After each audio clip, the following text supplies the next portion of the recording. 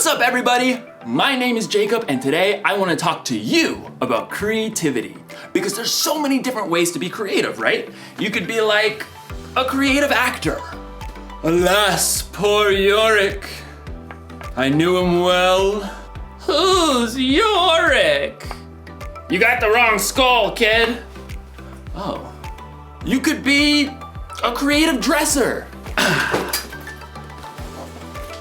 Hey!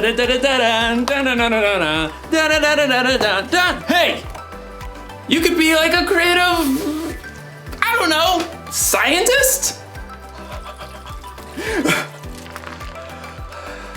But most of the time when you hear the word creativity, you think of something like this. A work of art. Or maybe you think of something like this. Wonder what's got him so anxious. Oh! Oh! Ugh, ewy. In today's story, you're going to hear about the very best creation of all time. Actually, it's the very first creation of all time. It's where creativity was born. And cockroaches. No, it's good. It's indescribable. See you in a few.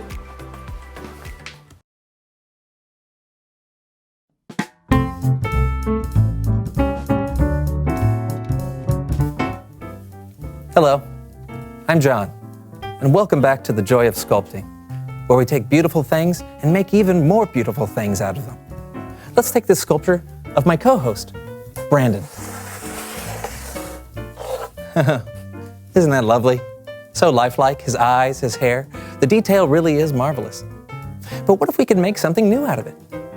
Let's see. Let's take a little bit of Brandon's hair off, like this. And we can just put that there. Oh, that's nice. Kind of squishy. And what do we have here? Oh, look. It's Brandon's little brain. Little brain. We'll put that right here, very carefully. And what if his ears can go here?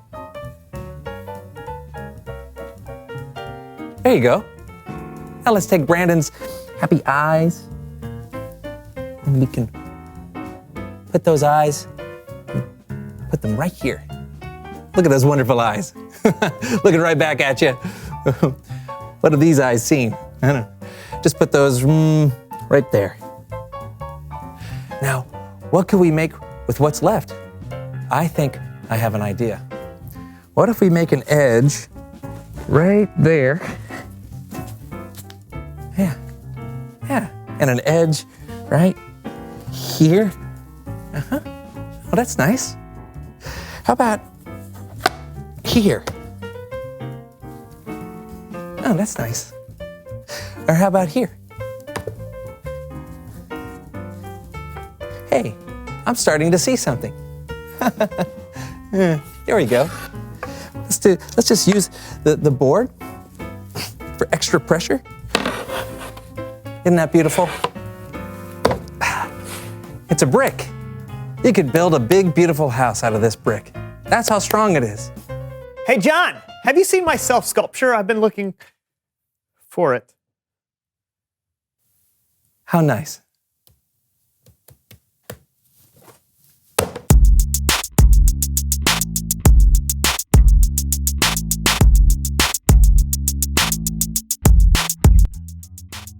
Hello, everyone. I'm Brandon. And I'm John, and welcome to The Show. Well done. Yeah. High five. Oh, that was close. I'll get it. I'll figure it out one day. Sure. So what is all this stuff that you have? Oh, I'm coming up with some new super mutants for a new comic book I'm creating. Oh, well, that sounds fun. How do you come up with your new mutants? Well, I have a jar of heads, Okay. a jar of creature bodies, and a jar of superpowers. Oh, and you what? Do you just draw them out? Sure. One I'll by show one? you. Watch this. Oh, I got a horse head. All right. And I'll just take this one. T-Rex body. Look at that. Cool. And a superpower is static electricity! Oh, static electricity. Yeah, not everyone can leap over tall buildings in a single bound, Brandon. Oh, well, that's true, I guess. There you go. I think we'll call this guy Sir Neighborly, the Sparkosaurus Rex. I think I can make this more interesting. Explain how! All right. Mutant Melee. What am I looking at? Hey, that's me! No, that's your avatar. Except now you're... Sir Neighborly, the Sparkosaurus Rex. Superpower, static electricity. Versus Panda King. Superpower, interpretive bamboo. Ready? Melee!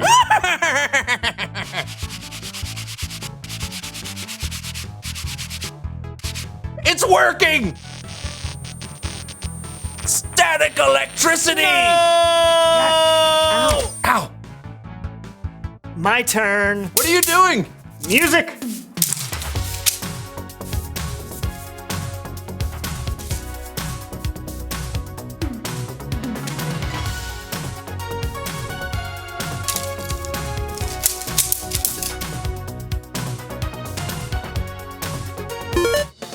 Winner!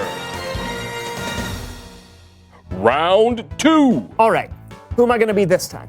How about... Captain Fish Breath. Superpower, Fish Breath.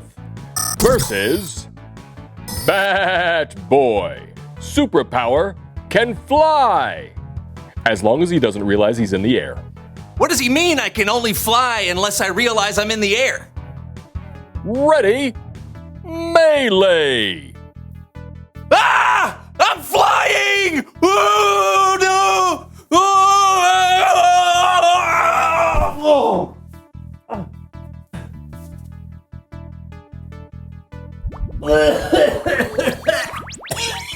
Ow! This is a video game! I shouldn't be able to smell it! Oh, that's terrible. Winner!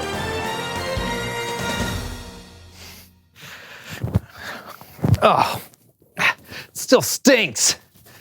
Get these things off me. Yeah, it does stink. Great, I'm gonna have to do laundry. Oh, or maybe burn them. Wait.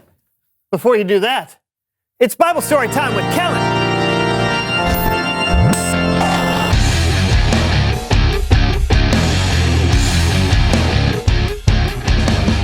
Hey, everybody.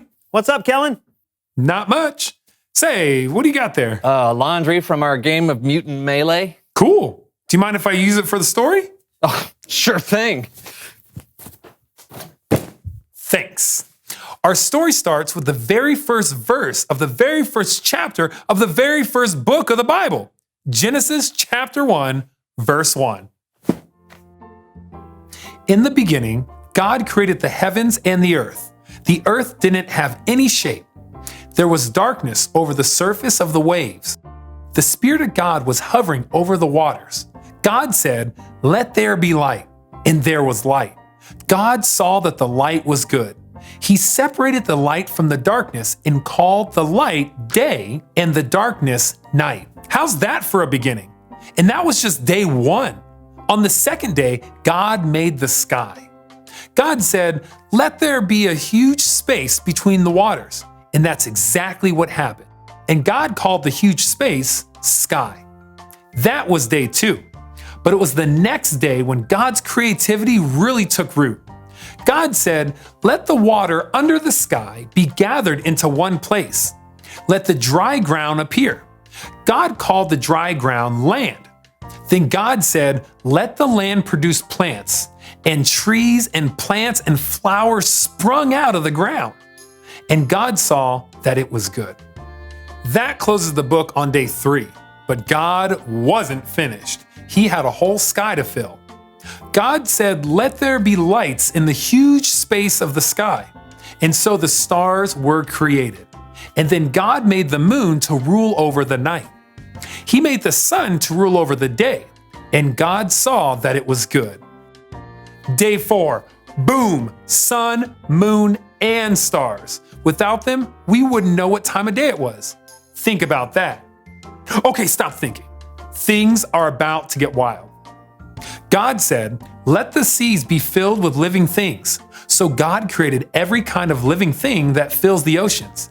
And God said, "Let birds fly above the earth across the huge space of the sky." And then God created every kind of bird that flies. And God saw that it was good. That was the 5th day. But it was the 6th day when God made his masterpiece. And I'm not talking about the platypus. God said, "Let the land produce every kind of animal: cows, horses, chickens, bugs, snakes, mice, rhinoceroses, orangutans, platypi," and it was all good. And then God said, wait for it, "Let us make human beings." Watch out, world. Here we come. So God created human beings in his own likeness. He created them as male and female. And God told them to take care of the earth and all that was in it. This was day 6. On the 7th day, God rested from all his work. But before he did that, he took a good look at everything he had created, and he saw that it was very good. The end.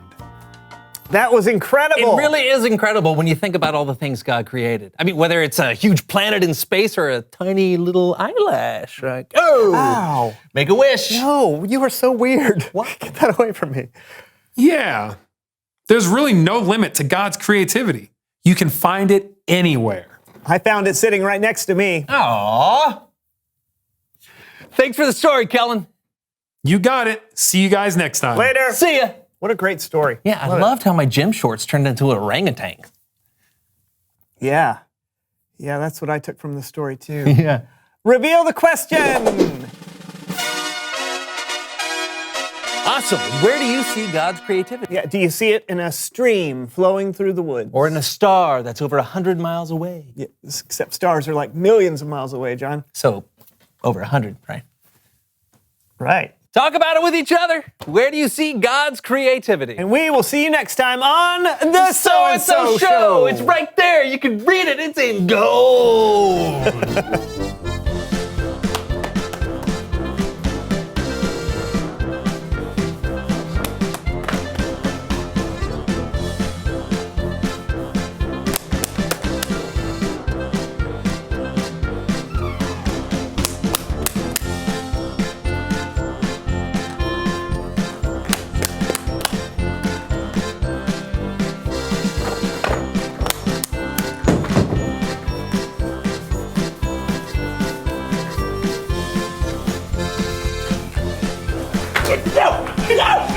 No, my squirrel!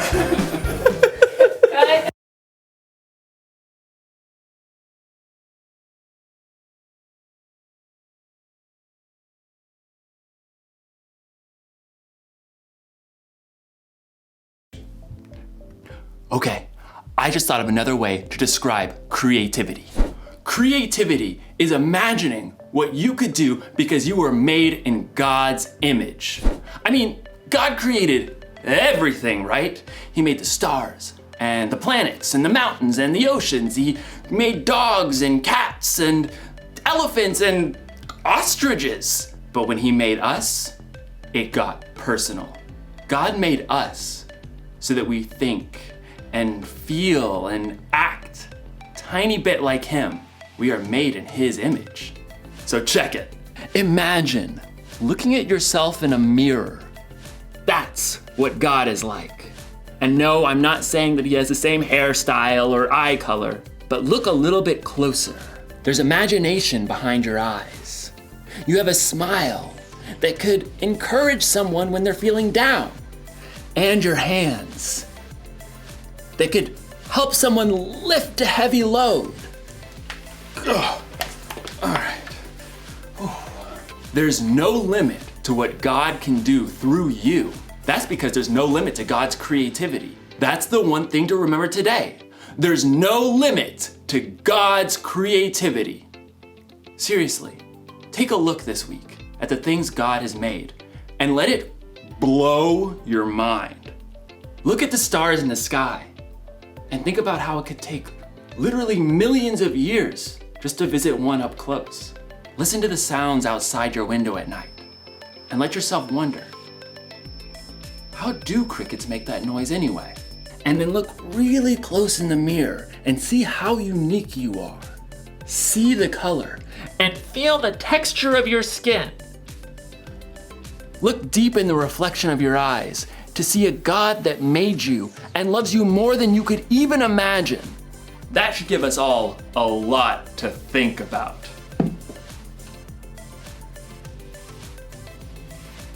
No wonder this guy's a statue. He's thinking about God's creativity. Dude.